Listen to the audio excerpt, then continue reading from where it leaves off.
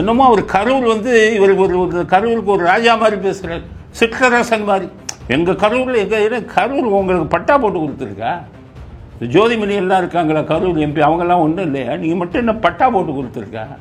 கரூரை விட்டே உங்களை வந்து உள்ளே போக முடியாத நிலைமை வருகிறதா இல்லையான்னு பாருங்க. ஜெனரேட்டரை ஒடிச்சா அதை போலீஸு தான் சொல்லணும். நீங்கள் ஐஏஎஸ் ஏசி ரூமில் கரூர் நிகழ்ச்சி இது நடக்கும்போது ஏசி ரூமில் உட்காந்துருந்த நீங்கள் சொல்லணுமா? போலீஸு சொல்லணும், அந்த எஸ்பி சொல்லணும்.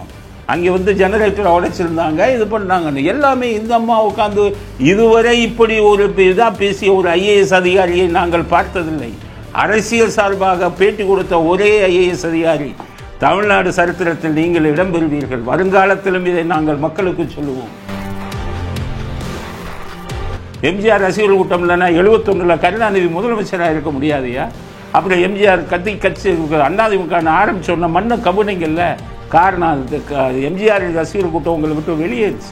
இந்த ரசிகர்கள் கூட்டத்தை சாதாரணமாக நினைக்காதீர்கள்.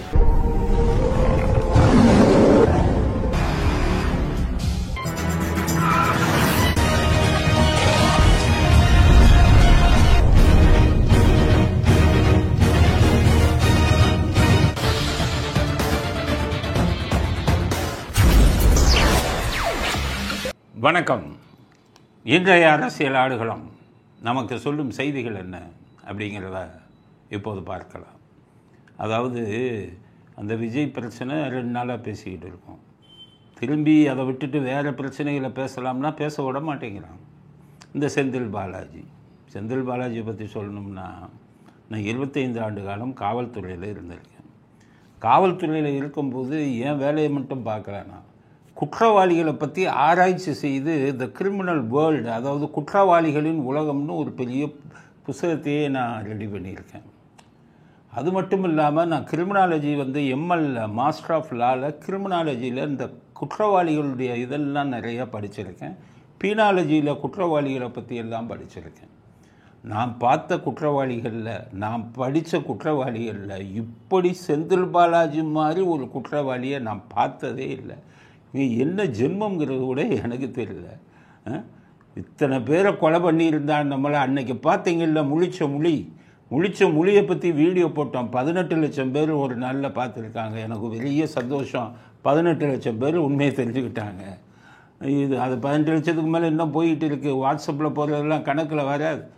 பெரிய மகிழ்ச்சி. இவர் எப்படிப்பட்ட ஆள், எப்படி முடிச்சார், முடிஞ்ச உடனே நீங்களே பார்த்தீங்க. எவ்வளோ பெரிய குற்றவாளியும் ஒரு கொலையை பண்ணிட்டான்னா அப்ஸ்காண்டிங் ஆகிடுவான். ஆளை பிடிக்கவே முடியாது. குற்றவாளிகளை எப்படி கண்டுபிடிப்பாங்கன்னா, கொலை இதில் எவன் இந்த இதில் வந்துக்கிட்டு இப்போ ஆஃபீஸில் ஒரு குற்றவாளி பண்ணிட்டான்னு வைங்க கொலையை, பார்த்திங்கன்னா மறுநாள்லேருந்து லீவு போட்டுருவான், அப்ஸ்காண்டிங் ஆகிடுவான். எவ்வளோ பெரிய நொட்டோரியஸ் கிரிமினல் கூட. ஆனால் இவ்வளவு பெரிய இது பண்ணிட்டு இவ்வளோ பெரிய உயிருக்கு வந்து இழப்பதற்கு காரணமாக இருந்து விட்டு அன்னைக்கு அந்த திருட்டு முழிச்சுட்டு இன்றைக்கி உடனே வச்சுக்கிட்டு பேட்டி வேறு. இது மாதிரி ஒரு இவங்களை நான் பார்த்ததே இல்லைப்பா. என்ன ஜென்மம்னு தெரியலை. நீங்கள் எதுக்கு நான் அவ்வளோ இதாக பேசுகிறேன்னா, மனசு பொருட்களை திருந்தினீங்களா? 100 பேர் வயிற்றுச்சலை கொட்டினீங்களே, அந்த வயிற்றுச்சலே உங்களை அழிச்சிருமே. இப்போ அவன் வேலை வாங்கி தரேன்னு அவன் வட்டிக்கு வாங்கி வீடை விற்று அவன் வயிற்றுச்சலே அழிச்சிடும். அதுக்கப்புறம் உங்களுக்கு ஆண்டவன் பல தடவை காமிச்சான். 4 பிளாக்கு ஹார்ட்டில் இவன்ட்டு இது பண்ணி 1 வருஷம் ஜெயிலு. திருந்த வேணாமா மனுஷன்? நீங்கள் இந்த தப்பையும் பண்ணிவிட்டு இன்றைக்கி வெட்கம் இல்லாமல், கொஞ்சம் கூட மனசாட்சி இல்லாமல் ஒரு பேட்டியை கொடுக்குறாரு செந்தில் பாலாஜினா மனசுக்கு ரொம்ப வருத்தமாக இருக்குது. இப்படிப்பட்ட மனிதர்களும் இந்த நாட்டில் வாழ்ந்துக்கிட்டு இருக்காங்க. குறிப்பாக தமிழ்நாட்டில் வாழ்ந்துக்கிட்டு இருக்காங்கன்னு. குற்றமுள்ள நெஞ்சு குறுகுறுக்கும்பாங்க. அந்த குற்றம் செஞ்ச நெஞ்சு வந்து இவ்வளவு சீக்கிரம் வெளியில் வந்து யோகியன் மாதிரி பேசக்கூடாதுல்ல. மனசு வருத்தமாக இருக்குது. பேட்டி கொடுத்துருக்காரு. நேற்று அந்த நிகழ்ச்சி நடந்த உடனே பின்னாடியே போய் கேட்குறாங்க, அந்த வீடியோவை பாருங்கள். பேசுவாங்க வாங்க.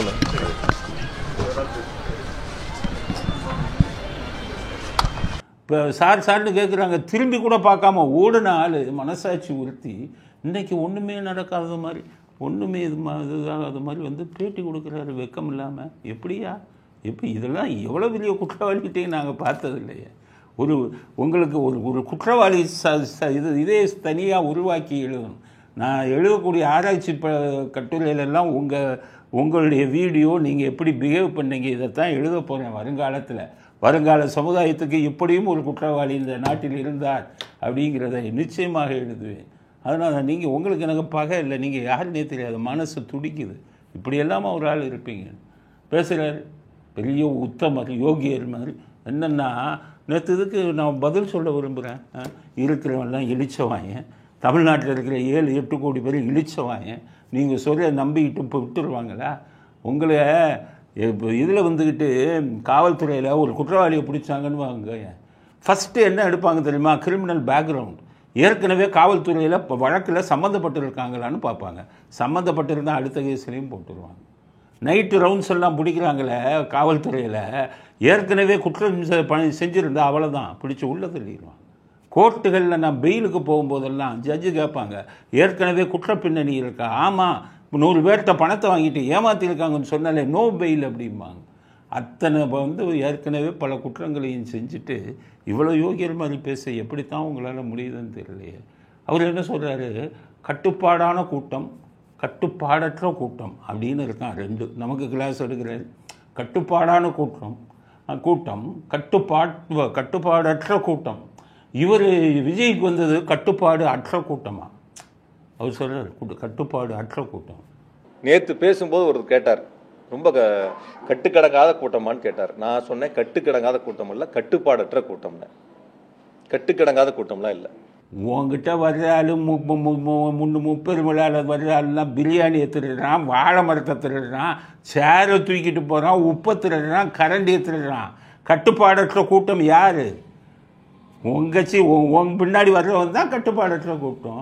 1000 ரூபா கொடுத்து கூட்டிகிட்டு வரீங்கல்ல, அவன் தான் தூக்கிட்டு போகிறான். இந்த லட்சத்தை இவர் விஜய்க்கு வந்தது கட்டுப்பாடற்ற கூட்டமா? உள்ள 1000 பேர் அனுப்புனீங்கல்ல, ஆயிரக்கணக்கான பேர், அவன் தான் அந்த கட்டுப்பாடற்ற இதெல்லாம் பண்ணினான். அதை விஜய் கட்சியை சேர்ந்தவங்கன்னு சொல்ல முடியுமா? கட்டுப்பாடற்ற கூட்டமே உங்கள் கூட்டம் தானேயா. திமுக நல்லா இருந்தது, இவ்வளவு மோசமாக இல்லை. எத்தனை மந்திரி இருக்கான், எத்தனை மாவட்ட செயலாளர் இருக்கான், எல்லாம் உங்களை மாதிரியா ஃப்ராடு பித்தலாட்டம் பண்ணிக்கிட்டு இருக்கான். ஒரு ஆள் அந்த கட்சியை கழிச்சிருவீங்க. அப்படி கட்டுப்பாடற்ற கூட்டம்னு நமக்கு விளக்கம் சொல்கிறார். ஊரில் இருக்கிறவெல்லாம் இழிச்சவாங்க, இவர் மட்டும்தான் அறிவாளி அப்படிங்கிற மாதிரி. அதனால் கட்டுப்பாடற்ற கூட்டம் உங்களது கூட்டம்தான், குறிப்பாக நீங்கள் உருவாக்கிய கூட்டம்தான். அந்த கூட்டத்தை 1000 பேரை உள்ளே விட்டதுனால அவர்கள் தான் கட்டுப்பாடற்ற நடந்தார்கள். இடத்த அந்த கட்சியை தான் தேர்வு செய்யணுமா? யார்கிட்ட இது விடுறீங்க? இது படிக்காதவனா? நீங்கள் மட்டும் பெரிய படித்தவரா? இவர் சொல்கிறார், இடத்தை அந்த கட்சிகள் தான் தேர்வு செய்ய வேண்டும். அந்த கட்சி தானே தேர்வு செய்யணும். அந்த கட்சி தானே முதல்ல ரவுண்டானாவை கேட்டாங்க, கரூர் ரவுண்டானாவை. நீங்கள் போலீஸுக்கு ஃபோன் பண்ணி கொடுக்காதுன்னு சொன்னீங்களா இல்லையா? ஏன் இல்லைன்னா போலீஸ்காரன் அவனாக கொடுக்க மாட்டான், குறுகலான பிளேஸ். உங்களை மாதிரி அரசியல்வாதிகள் தலையீடு இருந்தால் மட்டுமே அவங்க சொல்லுவாங்க. அந்த மாதிரி இடத்தையும் கெடுதலை இது பண்ணி அப்போ பிரச்சனை வரக்கூடிய இடத்தை தேர்ந்தெடுத்தது யார்? மனசாட்சியை தொட்டு சொல்லுங்கள் செந்தில் பாலாஜி. நீங்களே தேர்ந்தெடுத்துட்டு இவரே அது இவங்க தான் கேட்கணுமா? கேட்ட இடத்த எங்கே கொடுத்தீங்க? அதில் யோகியர் மாதிரி பேசுகிறார். அடுத்தது என்ன சொல்கிறாரு செந்தில் பாலாஜி? உடனே நீங்கள் எப்படி ஆஸ்பத்திரிக்கு போனீங்கன்னா அதுக்கு ஒரு காதில் பூவிக்கிற நம்மெல்லாம் இழிச்சவன். என்னம்மா இவர் ஆஃபீஸில் வீட்டில் இருந்தாராம், வீட்டில் கட்சி நிர்வாகிகளுடன் பேசிக்கிட்டு இருந்தாராம். உடனே அடுத்து இவருக்கு இதுக்கு வந்தாராம், வீடை முடிச்சுட்டு ஆஃபீஸில் கூட்டம் போட்டுக்கிட்டு இருந்தாராம். அப்போ இவருக்கு ஃபோன் வந்ததான், அதை கேட்டுட்டு ஓடினாராம். பாவீங்களா? இப்போ நான் என்ன கேட்குறீங்க, எப்படி பாதிக்கப்பட்ட உடனே அவர் மருத்துவமனைக்கு போனார்னு? நான் இந்த கட்சி ஆஃபீஸில் தான் இருக்கேன், இங்கே தான் இருக்கேன். எங்களுடைய பகுதி செயலர் ஒன்றிய செயலர் கூட்டம் 6 மணிக்கு என்னோட ரவுண்ட் டேபிள் நிர்வாகிகள் இந்த நிகழ்ச்சி இன்னைக்கு போகிற சம்பவமான நிகழ்ச்சி சம்பந்தமாக என்னோட கிட்டத்தட்ட ஒரு 3/4 மணி நேரம் 1 மணி நேரம் என் கூட பேசிட்டு இருக்காங்க என் வீட்டில். அதை முடிச்சுட்டு நான் கட்சி ஆஃபீஸ் வரேன். இங்கே இருக்கும்போது எனக்கு தகவல் வருது, இந்த மாதிரி பாதிக்கப்பட்டிருக்காங்க, மருத்துவமனைக்கு நீங்கள் போங்கன்னு சொல்கிறாங்க. நான் இங்கேருந்து அமராவதி மருத்துவமனை போகிறதுக்கு எவ்வளோ நேரம் ஆகும்? இங்கேருந்து அந்த அமராவதி மருத்துவமனைக்கு போகிறதுக்கு எவ்வளோ நேரம் ஆகும் சொல்லுங்கள்? இழிச்சவாயனாக்கிறதுக்கு இது ஒரு நீங்கள் ஆளை அனுப்பிட்டு நீங்கள் குற்றவாளி கொலை செய்யணும் என்ன பண்ணுவான்? இதை கிரியேட் பண்ணுவான். அதாவது கொலை யார் செய்ய சொல்கிறானோ அவன் என்ன பண்ணுவான்னு கேட்டிங்கன்னா, கொலை நடக்கிற அன்றைக்கி ஊரில் இருக்க மாட்டான். நேராக எங்கே போயிடுவான்? வெளி மாநிலத்துக்கு போய் லாட்ஜ் புக் பண்ணிடுவான், டிக்கெட்டை புக் பண்ணிடுவான். நாளைக்கு பிடிச்சா என்ன சொல்லுவான் தெரியுமா? கொலை நடந்த நேரத்தில் நான் வந்து பெங்களூரில் இருந்தேன், இந்தாங்க ஃப்ளைட்டு டிக்கெட், இந்தாங்க நான் லாட்ஜு தங்கின டிக்கெட் அப்படின்னு கொடுப்பான். அந்த ஃப்ளைட்டு லாட்ஜ் போனதெல்லாம் எதுக்குன்னா கொலைகளுக்கு எனக்கு சம்மந்தம் இல்லைன்னு சொல்கிறது. இவர் இங்கே இது நடக்குதான், இவர் வந்து ஆஃபீஸில் இருந்தாராம், வீட்டில் இருந்து மீட்டிங் போட்டாராம், அதனால் அங்கேருந்து ஃபோன் வந்ததான். நீ அனுப்பின ஆளுங்களை வச்சுக்கிட்டு அங்கேருந்து ஃபோனில் என்ன ஆச்சுன்னு இப்படி பண்ணுன்னெல்லாம் டைரக்ஷன் கொடுத்துக்கிட்டு இருந்தது யார்? உங்களை மாதிரி ஆளுங்க தானே. அதனால் என் வேலையை முடித்தோன்னே உங்களுக்கு ஃபோன் வந்திருக்கும், கரெக்டாக ஆஸ்பத்திரிக்கு போயிருப்பீங்க. இழிச்சு வாயனை ஆக்குறீங்களா? செருப்பு யார் வீசினான்னா அவர் வீசலையாம், அவர் ஆட்கள் வீசலையாம்.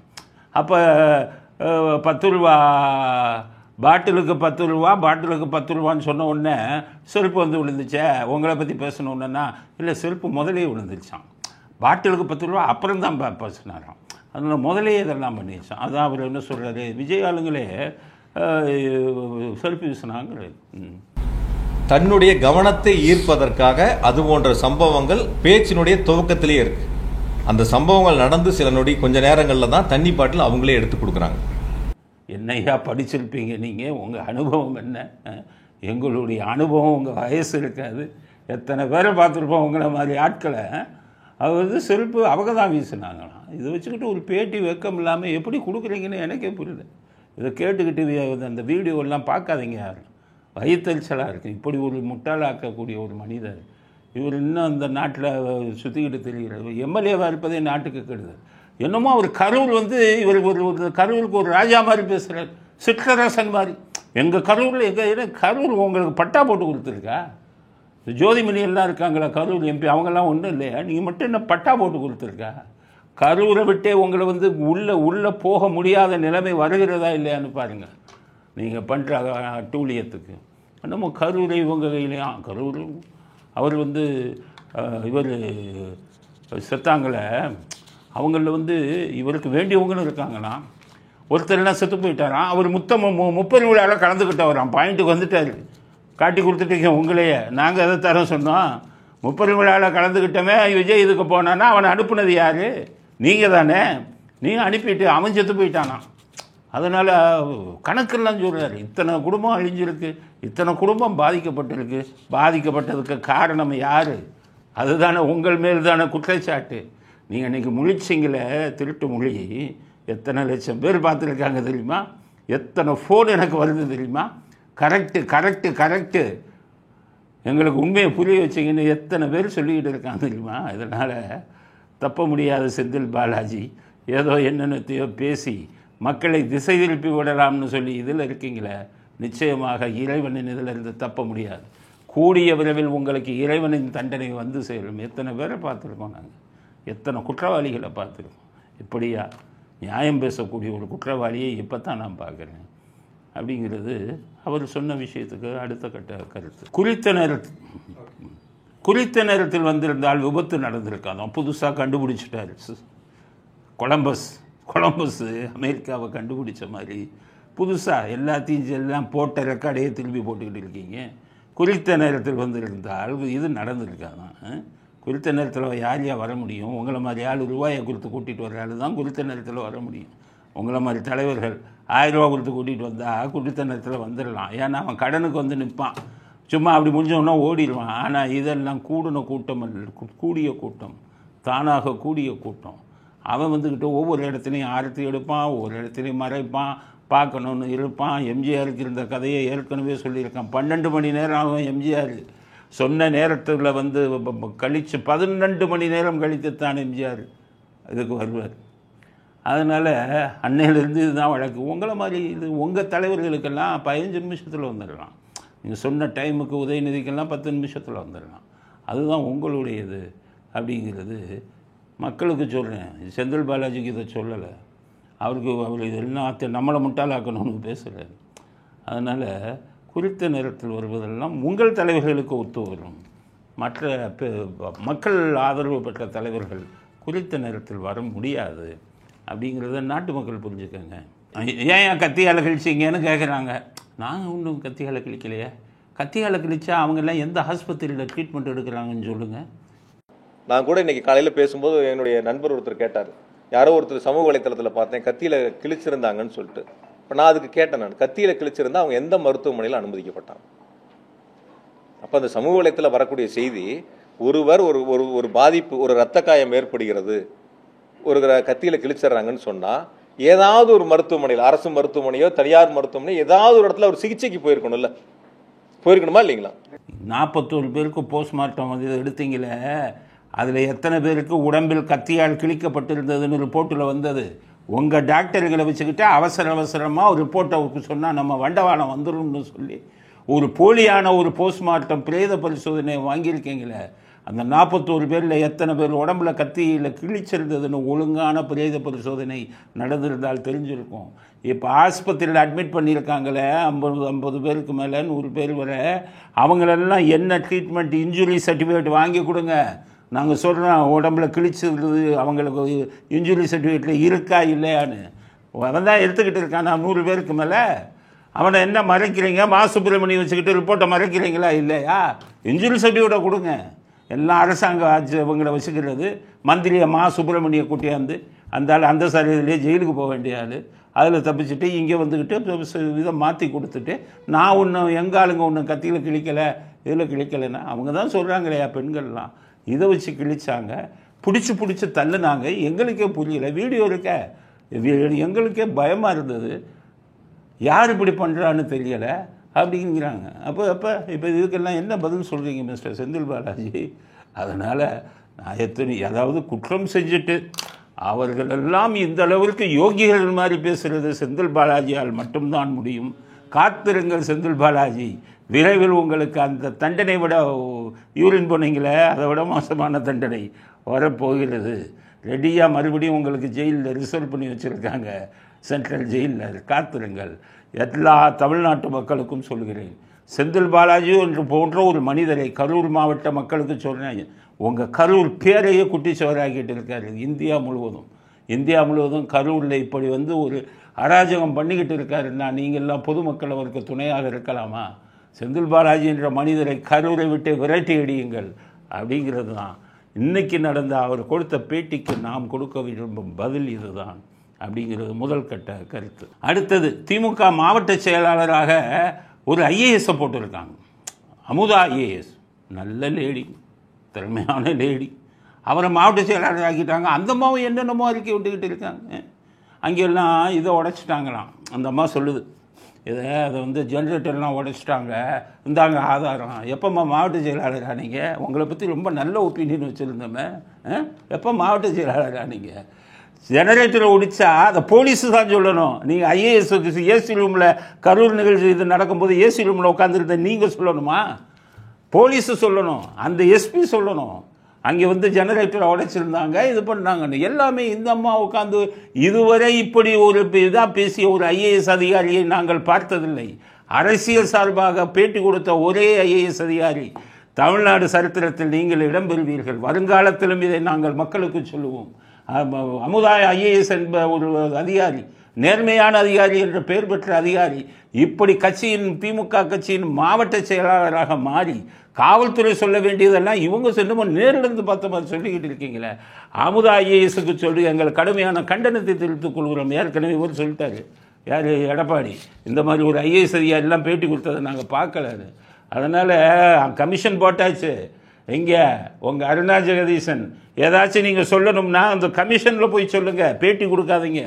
பேட்டி கொடுத்தீங்கன்னா ஐஏஎஸை விட்டுட்டு திமுக மாவட்ட செயலாளர் ஆகிட்டு பேட்டி கொடுங்கள் அப்படிங்கிற கண்டனத்தை அமுதா ஐஏஎஸ் அவர்களுக்கு நாங்கள் தெரிவித்துக் கொள்கிறோம்.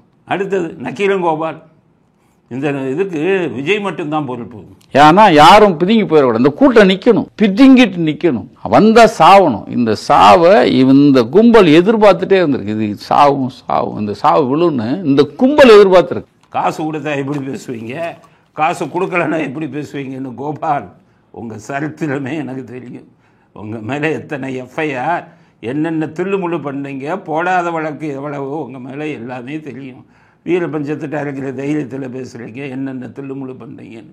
நீங்கள்லாம் ஒரு ஜேர்னலிஸ்ட்டு, அவர் மட்டுமே பொறுப்பு. எவ்வளோ வாங்கினீங்க ஸ்டாலின்ட்ட பணம்? இதை காமிச்சு பில்லு எவ்வளோ போட்டீங்க?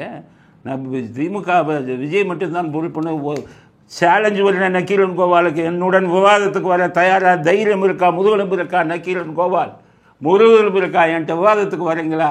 யார் மேலே தப்பு? செந்தில் பாலாஜி குற்றவாளியா, விஜய் குற்றவாளியான்னு பேசுவோம். தைரியம் இருக்கா? வாங்க. நீங்கள் ஏன் அப்படி அடமானம் வைக்கிறீங்க உங்கள் ஜேர்னலிசத்தை வச்சு மற்றவர்களை மிரட்டி பணம் பறிக்கக்கூடிய ஆள் நீங்கள். என்கிட்ட இதில் கொடநாடு கொலை வழக்கில் நீங்கள் என்னென்ன பண்ணீங்கிறதுக்கான ஆதாரம் இருக்குது பணம் பறிப்பதற்காக. அதனால் உண்மையை மக்களிடம் பேசுங்கள். ஜேர்னலிஸ்ட்னால இதை கழிச்சிட்டு இப்போ போச்சு.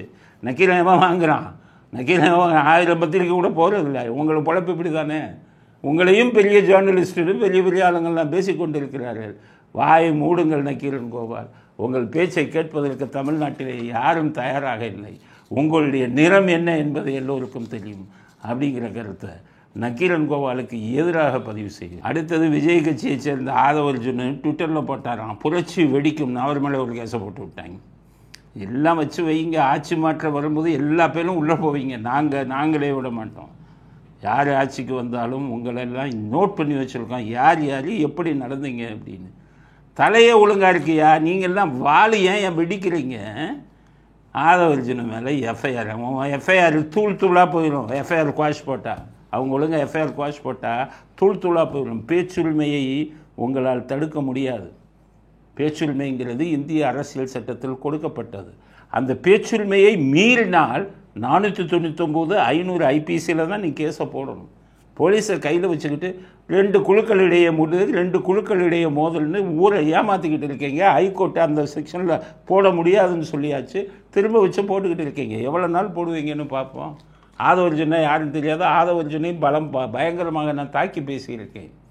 அவர் டிஎம்கேயோட ஸ்லீப்பர் செல்லு, விஜய் வர நம்பாதீங்கன்னு சொல்லியிருக்கேன். ஆனால் இந்த பிரச்சனையில் ஆதவர்ஜுன் சொன்ன ஒரு கருத்துக்காக எஃப்ஐஆர் போட்டிங்கன்னா உன் எஃப்ஐஆர் தூள் தூளாகுதா இல்லையான்னு பாருங்க. நான் போனேன்னா உன் எஃப்ஐஆர் தூள் தூளாக ஆக்கிடுவேன். விஜய் அட்வொகேட்டுக்கு நான் ஆர்கியூ பண்ண போகிறேன், உன் எஃப்ஐஆர் என்ன ஆகுதுன்னு பார்க்கலாம். ஒரு வேலுக்கு சட்டமும் தெரியல, ஒரு வேலுக்கு இது தெரியல. திருமாவளவன் சங் பரிவார் தான் அதில் காரணம். விஜயை சுற்றி இருக்கிறவங்க எல்லாம் சங் பரிவார் அமைப்புகளோடு நீண்ட தொடர்பு உள்ளவர்கள், அந்த பாசறையில் வளர்ந்தவர்கள். பாஜக, RSS போன்ற சக்திகள் அவரை சுற்றி இருக்கிறார்கள். எதை இந்த நேரத்தில் எதை பேசுறது, என்னத்தை செய்கிறது? நீங்கள்லாம் ஒரு கட்சி தலைவர். சங் பரிவாருக்கு இதுக்கு என்ன? அமாவாசைக்கும் அப்துல் காதருக்கும் முடிச்சு போடுறீங்க திருமாவளவன். என்ன இத்தனை நாள் கட்சியில் இருக்கீங்க, என்ன பேசுறதுன்னு தெரியலையா? இல்லை இவர் சொல்லிட்டார் ஆதரவாக பேசுங்கன்னு ஸ்டாலின். அதுக்காக கோடிக்கணக்கில் பணம் வாங்குறதுக்காக பேசுகிறீங்களா? சங் பரிவாருக்கு இதுக்கு எப்படியா சம்பந்தம் வரும்? அவர் விஜய் கிறிஸ்தவர், அவர் பாஜகவுக்கு எதிரான இதைத்தான் அரசியலே நடத்துகிறார். கிறிஸ்தவ பெருமக்கள், சிறுபான்மை பெருமக்கள் ஓட்டெல்லாம் தனக்கு வரும் நம்பிக்கையில் இருக்கார். அவர் போயிட்டு சங் பரிவாரோட சேருவாரா? சங் பரிவாருக்கு இங்கே என்ன வேலை? நீங்கள் 1008 அயோக்கியத்தனம் பண்ணுவீங்க, ஆளை வச்சு அடிப்பீங்க, ஆளை வச்சுக்கிட்டு இதை கீறுவீங்க. எல்லாத்துக்கும் உனக்கு கிடைச்சது சங் பரிவார் தானா? இப்படி ஒரு கேவலமான அரசியலை திருமாவளவன் அவர்கள் நடத்தாதீர்கள். நீங்கள் பேசுகிறதெல்லாம் நாங்கள் பேசுகிறோமே கோடிக்கணக்கான பேருக்கு போகுது. திருமாவளவனுக்கு சொல்கிறேன், நாங்கள் பேசுகிறது சும்மா இதில் இல்லை. அப்போ கோடிக்கணக்கான பேர்கிட்ட உங்கள் மரியாதை அத்தனையும் கெட்டு போயிடும். நாங்கள் நியாயமாக தான் பேசுவோம். அது இப்போ விஜய்க்கு ஆதரவு கொடுக்கணுங்கிற அவசியமே இல்லை எங்களுக்கு. நியாயம் அவர் பக்கம் இருக்க, நாங்கள் நியாயம் எந்த பக்கம் இருக்கோ அந்த பக்கம் தானே பேசுவோம். நீங்கள் அநியாயத்துக்கு பேசுனீங்கன்னா அவர் விஜய்க்கு சேர்ந்தது ஒரு ரசிகர் கூட்டம் தான். யார்? இந்த கி வீரமணி, தாமரக்கணிட்டு உதவினார் இல்லை, கி வீரமணி. எம்ஜிஆர் தாமரக்கணியில் எம்ஜிஆர் ஆட்சி இருக்கும்போது அவர் சொல்கிறார், அது வந்தது ரசிகர் கூட்டம் தான். எம்ஜிஆருக்கு வந்தது ரசிகர் கூட்டம் தான். எம்ஜிஆருடைய ரசிகர் கூட்டத்தை வச்சு தான் உன் திராவிடமே ஆட்சியை பிடிச்சிக்கிட்டு இருந்தது. இல்லைன்னா உங்கள் திராவிட ஆட்சிக்கு வந்திருக்க முடியுமா? 1967 உங்கள் அண்ணாதுரையே ஆட்சிக்கு வந்திருக்க முடியாதுயா. எம்ஜிஆர் ரசிகர் கூட்டம் இல்லைன்னா, எம்ஜிஆர் ரசிகர் கூட்டம் இல்லைன்னா 71 கருணாநிதி முதலமைச்சராக இருக்க முடியாதுயா. அப்புறம் எம்ஜிஆர் கட்சி அண்ணாதிமுக ஆரம்பிச்சோன்னா மண்ணை கபுனைங்கல்ல.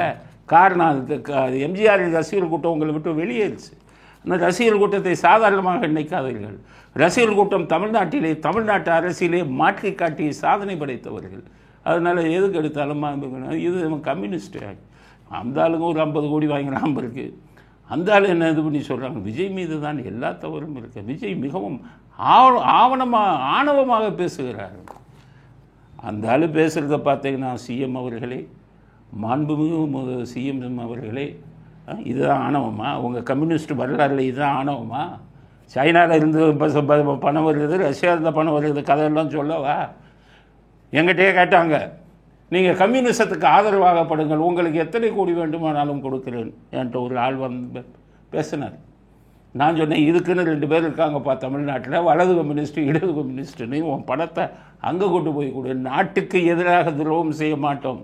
நாட்டுக்கு இன்னொரு வெளிநாட்டுகிட்ட இருந்து பணம் வாங்குகிற வெளிநாட்டு கைக்கூலி இல்லை நாங்கள் அப்படின்னு சொல்லி அனுப்புனேன். அப்படி வெளிநாட்டில் இருந்து பணம் வாங்கக்கூடிய ஒரு கைக்கூலிங்க நீங்கள்லாம். இவர் வந்துக்கிட்டு ரொம்ப ஆணவமாக பேசுகிறார். எல்லா வீடியோவும் போட்டு காமிக்கிறேன். விஜய் ஆணவமாக பேசின ஒரு இதை எடுங்க. அப்போ எதுக்கு பேசுகிறீங்க? பணம் வருதுங்கிறதுக்காக பேசுகிறீங்க. எலெக்ஷனுக்கு 25 கோடி 50 கோடி என்று கொடுக்கிறார்கள் அப்படிங்கிறதுக்காக பேசுகிறீர்கள். அப்படிங்கிறது தான் கம்யூனிஸ்டுகளுக்கு நாங்கள் கொடுக்க விரும்பும் பதில். அடுத்தது இந்த ரெட் பிக்ஸ் அப்படின்னு யூடியூப் சேனல் ஃபெலிக்ஸ் அவர்கள் நேற்று கைது பண்ணாங்க. நம்ம கண்டனம் தெரிவித்தோம். ஆனால் நாட்டில் நீதியை காப்பாற்றினார் அந்த மேஜிஸ்ட்ரேட். அந்த மேஜிஸ்ட்ரேட்டுக்கு மிகப்பெரிய வணக்கத்தை தெரிவிச்சுக்கிறேன். நீங்கள் தான் மனித தெய்வங்கள். இவன் பண்ணுற அயோக்கியத்தனத்துக்கெல்லாம் நான் நீதித்துறைக்கு சொல்கிறேன். நீதித்துறையை சேர்ந்தவன்கிற முறையில் அத்தனை நீதிபதிகளுக்கும் சொல்கிறேன். அநியாயம், அக்கிரமம், அயோக்கியத்தனம் அவ்வளவும் பண்ணிக்கிட்டு இருக்கான். எதுக்கெடுத்தாலும் கேஸை போடுறான். நீங்கள் தான் வந்து அப்பாவிகளை காப்பாற்ற வேண்டும். உங்கள் முன் கொண்டு வந்து நிறுத்தினால் உடனே பெயில் கொடுங்க. இந்த பேசுனாங்கிறதுக்காக யார் வந்து எஃப்ஐஆர் போட்டாங்களோ உடனே பெயில் கொடுங்க. அது இந்திய அரசியல் சட்டத்திற்கு எதிரானது, பேச்சுரிமை சுதந்திரத்துக்கு எதிரானது. இவனுக்கு தான் பேச்சுரிமை சுதந்திரம்னா என்னன்னு தெரியாது, இந்திய அரசியல் சட்டம் என்னன்னு ஒருத்தனுக்கும் தெரியாது. இவன் அரெஸ்ட் பண்ணுவான், போலீஸ்காரன் மாட்டிக்கிட்டு இருக்கான். போலீஸ்காரன் இந்த ஆட்சியில் வந்து மாட்டிக்கிட்டோமே, வேறு வழி இல்லையே, சரி கைது பண்ணுன்னா வரான், வீட்டுக்கு வரான், அமைதியாக பார்த்துங்க. போலீஸ் இந்த ஒரு ஃபெலிக்ஸை கைது பண்ணவரெல்லாம் போலீஸ்காரங்க ரொம்ப ரொம்ப மரியாதையாக நடந்துக்கிட்டாங்க. நமக்கு எதுக்குப்பா வம்பு சார், உங்களை கைது பண்ண வந்திருக்கோம் சார், எந்த இது பிரச்சனையும் பண்ணலை, கொண்டு போனாங்க. அந்த மேஜிஸ்ட்ரேட் மனித தெய்வம் அவர் என்ன பண்ணிட்டார், உடனே பெயிலில் விட்டார். இப்போ எங்கேயா போயிடுச்சு உங்கள் மூஞ்சி? உங்கள் எங்கே போய் மூஞ்சி வச்சுக்க போகிறீங்க? வெக்கமா இல்லை? எஃப்ஐஆர் போட்டு என்னமோ பெருசாக கொண்டு போகிற மாதிரி போனீங்களே, என்ன ஆச்சு? எல்லாம் உடனே பெயிலில் விட்டுட்டார். அதனால் நீதி வென்றது. அந்த ஃபெலிக்ஸுங்கிற ஒரு வெளியில் வந்தது. மீண்டும் ஃபெலிக்ஸ் தன்னுடைய கடமையை தொடர்ந்து செய்து கொண்டிருக்க வேண்டும். தவறு நடந்தால் அதை தட்டி கேட்கக்கூடிய முதுகெலும்பு பத்திரிகையாளர்களுக்கு வேண்டும். அந்த பணியை யார் செய்தாலும் அவர்களுக்கு நாம் ஆதரவு கொடுப்போம் அப்படிங்கிறது ஃபெலிக்ஸ் இதில் அவர் இதில் பெயிலில் வந்தது, ஜாமீனில் வந்ததற்கு அவருக்கு வாழ்த்துக்களை தெரிவித்துக் கொள்கிறோம். அவருக்கு ஜாமீன் கொடுத்து நீதியை நிலைநாட்டிய மேஜிஸ்ட்ரேட் அவர்களுக்கு தமிழ்நாடு மக்களின் சார்பாக அனைவரும் வணக்கத்தை தெரிவித்துக் கொள்கிறோம் அப்படிங்கிறத அடுத்த கட்ட கருத்தாக பதிவு செய்கிறோம். அடுத்து பொன்மாணிக்கவேலு பற்றிய செய்தி. பொன்மாணிக்கவேலு அவர் பாவம் பதவியிலிருந்து எத்தனையோ சிலைகளை எல்லாம் காப்பாற்றினார். அப்புறம்தான் உயர் நீதிமன்றம் என்ன பண்ணாங்க, அவர் ஓய்வு பெற்றா கூட நீங்கள் பதவியில் இருங்கன்னு எக்ஸ்டென்ஷன் பதவி நீடிப்பு கொடுத்தாங்க. கொடுத்த சிலைகளை இன்னும் மீட்டுங்கன்னாரு. அவர் சொந்த காசை போட்டு ஆட்டோெல்லாம் பிடிச்சிட்டு போய் இந்த மீட்டின சிலையெல்லாம் அவரே தோளில் வச்சு தூக்கிட்டு வந்தார். வெளிநாட்டுக்கு போன சிலையெல்லாம் சிலை தான் மீட்டு கொண்டு வந்தார். அதுக்கப்புறம் அவர் ஓய்வு பெற்றார்.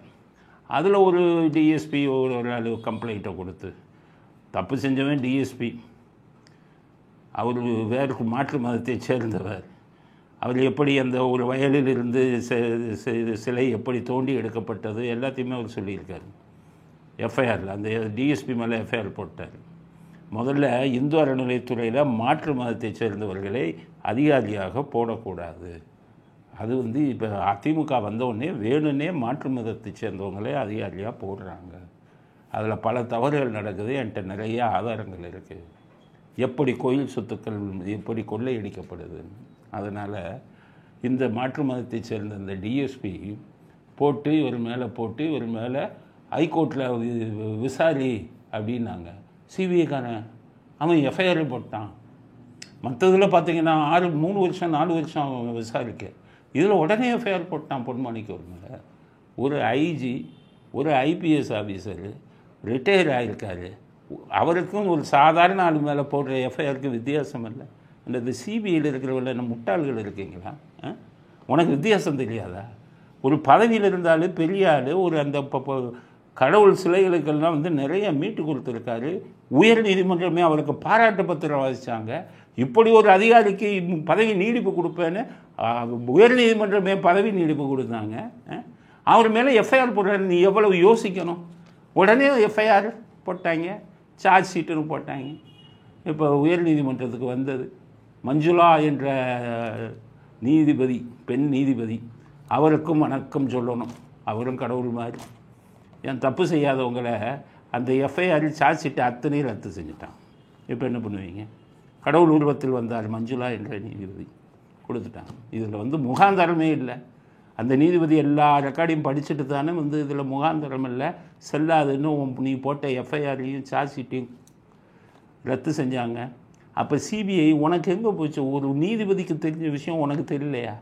அடிப்படை ஆதாரம் இல்லாததில் நீ எப்படி எஃப்ஐஆர் போட்ட? நீதிமன்றம் சொல்லுது அடிப்படை ஆதாரம் இல்லை, அதை ரத்து செய்கிறோம்னு சொல்கிறாங்க. அப்போ அடிப்படை ஆதாரம் இல்லாத ஒரு வழக்கில் நீ எப்படி எஃப்ஐஆர் போட்ட? இந்த எஃப்ஐஆர் போட்ட அந்த சிபிஐ இன்ஸ்பெக்டர்ஸ் இவர்களுக்கு என்ன தண்டனை நம்ம நாட்டில்? இவருக்கு சொல்கிறேன் நான், இவருக்கு ஐஜி பொன்மாணிக்கவேல் அவர்களுக்கு சொல்கிறேன், அந்த 2 சிபிஐ அதிகாரிகள் மேல் மேலிசியஸ் ப்ராசிக்யூஷன் 10 கோடி கட்டு போடுங்க, அவன் சம்பளத்தில் பிடிக்கணும்னு போடுங்க. அது சம்மந்தப்பட்ட சட்ட அறிவுரைகளை நான் கொடுக்க தயார். 2 பேரும் வீட்டுக்கு அனுப்பணும் இந்த சிபிஐ அதிகாரி. அப்போ தான் பயம் இருக்கும். நம்ம எஃப்ஐஆர் போட்டால் பாதிக்கப்பட்டவன் நாளைக்கு நம்ம மேலே நம்ம நஷ்ட ஈடு கேட்பான்டா, நம்ம சம்பளத்திலிருந்து கொடுக்குறோங்கிற பயம் வரணும். இதை யாருமே செய்வதில்லை. நீங்கள் காவல்துறையில் உயர் அதிகாரியாக இருந்தவங்க நீங்களாச்சும் தைரியமாக செய்யுங்க, பொதுமக்கள் பயப்படுவாங்க. அதே மாதிரி தான் காவல்துறை மேலேயும் தப்பான எஃப்ஐஆர் போட்டானா அது நீ எஃப்ஐஆர் குவாஷ் பண்ணதுக்கப்புறம் 1 கோடி கேட்டு போடு. அந்த ஐபிஎஸ் அதிகாரிகளாக இருந்தால் எந்த அதிகாரியாக இருந்தாலும் அவர்கள் மேல் வழக்கு போடுங்கள் அப்படிங்கிற விஷயத்தையும் பதிவு செய்ய விரும்புகிறோம். திரு பொன்மாணிக்கவேல் அவர்களுக்கு நமது வாழ்த்துக்கள். ஒரு மிகப்பெரிய சட்ட போராட்டத்திற்கு பிறகு அவருக்கு நீதி கிடைத்திருக்கிறது. அவர் கும்பிட்டும் அந்த ஈசன் அவருக்கு இந்த ஒரு நீதியை கொடுத்திருக்கிறான். திரு மஞ்சுளா என்ற உயர்நீதிமன்ற பெண் நீதிபதி அவர்கள் மூலமாக அவர் கும்பிட்ட ஈசன் இந்த இதை அவருக்கு கொடுத்திருக்கிறார் அப்படிங்கிறது தான் நம்முடைய அடுத்த கட்ட கருத்து. இத்துடன் இன்றைய அரசியல் ஆடுகளம் நிறைவு பெறுகிறது. மீண்டும் நாளை புதிய செய்திகளுடன் உங்களை சந்திக்கிறோம். நன்றி, வணக்கம், ஜெய்.